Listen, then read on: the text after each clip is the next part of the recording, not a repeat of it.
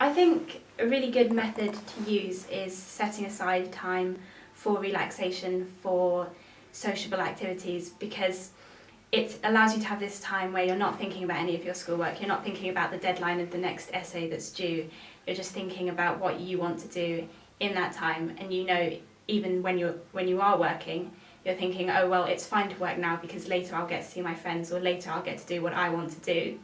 So by having that divide between the two, it means that you can keep on top of things. And I also think that having a set routine that you stick to is really, really useful, because it stops you from getting overwhelmed and it stops work from building up. So it's a lot easier to get through everything if you have a set time to do it. If you are in that routine, it's just a lot simpler. I mean, I'm big on sleep. Like, for me, sleep is very important, and if I don't get my good 8 hours, I will be not in a great mood the next day.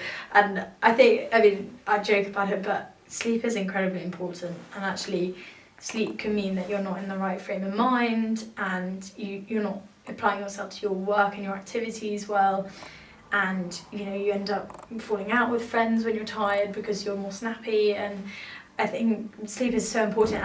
And another thing which I actually this year started doing for the first time is I actually have a diary. So I have all my appointments and things in a diary that I can just look at in the morning and go, right, I've got that on today, that's fine. And I find that if I don't take things bite-sized chunks, I get seriously overwhelmed. So I find if I look at each day as each day, that's fine.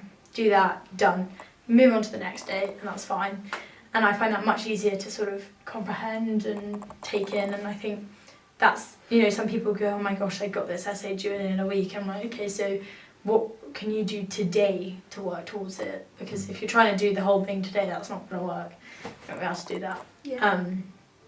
Yeah. So sleep and a diary. Yeah, great. I think breaking it down is really, really helpful. Yeah. So even if that is making a to-do list, because a lot of the time you can feel, I've got so many things to do, there are millions and millions of things to do, but when you make that list and you've written everything down that you actually need to do, it looks a lot less challenging.